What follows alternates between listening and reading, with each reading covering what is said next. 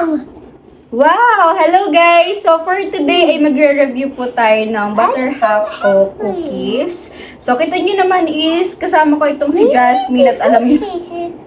Yes? Okay, so ipapatikim na nga natin. As you can see is meron ako dito nakabukas na. So ito din naman yun. From Butter Half. This is OG chocolate cookies. So ipapatikim natin kay Jasmine. Sige, go lang baby. Ayan. So, and kita nyo, wala akong hawak na tubig dito para malaman natin kung masyado mong matamis itong mga cookies or sakto lang, no? And we have different flavors. So, red velvet, ube dream. Ito is campfire bliss. Parang s'mores. Ayan. So, mini-mini mahini mo. Ano kayong unahin natin? So, etong i-half muna natin. Kita nyo guys. Malambot. Unang ano yan, malambot.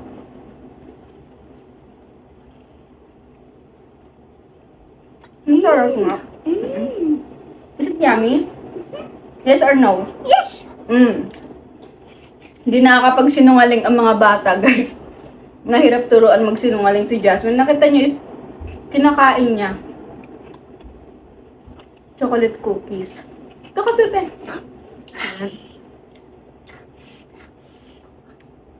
Okay.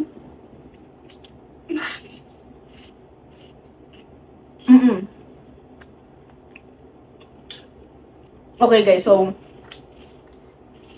alam ko rin nasa ulado kami yung lasa. Ito hindi ako bias or what ha. So, masarap talaga siya.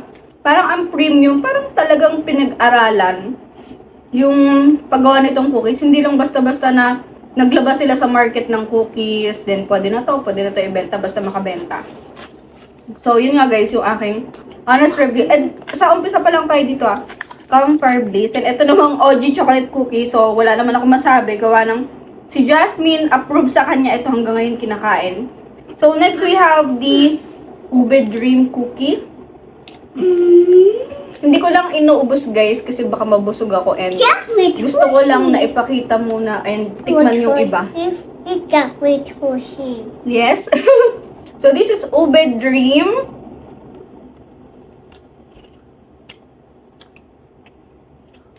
May ano siya sa loob ba? Anong meron sa loob? And as per packaging is 3 to 5 days. Yung kapag hindi naka-chill, no? Meron din expiration date nakalagay.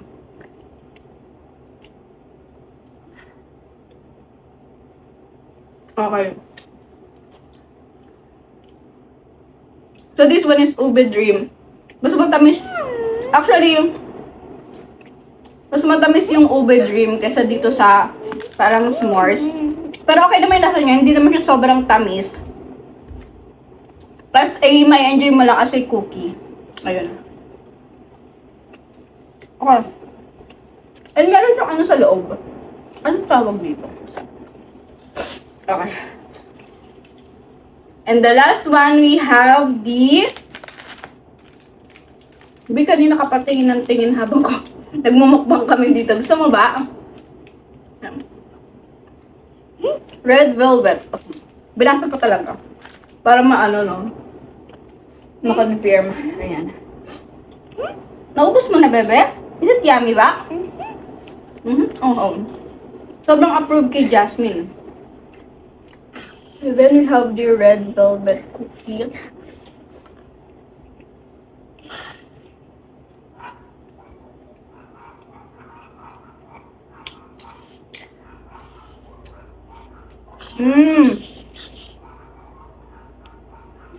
Gets ko na. Dapat pala ito, ilalagay mo na sa microwave. Tama ba? Para mag-melt yung ganito niya. Hindi ko pala na microwave guys, sorry. Dapat pala, mas okay siya kung mina-microwave. Ano ako? Baka feeling, parang gano'n.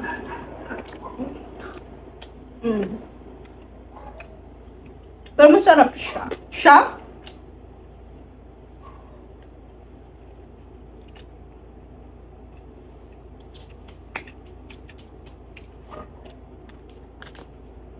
Ako naman, kung ako papipiliin, dahil hindi ako binigyan ni Jasmine ng Chocolate.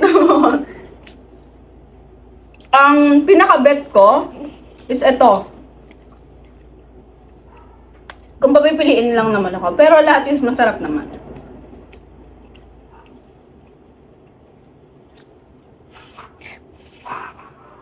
Mm-hmm.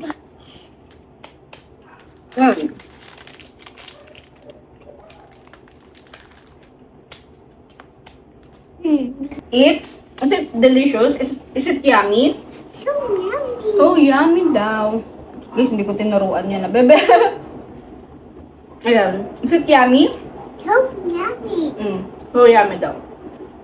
Ikmanin ko lang tong This one. chocolate chip. Sige lang, bebe, go lang. This one, please.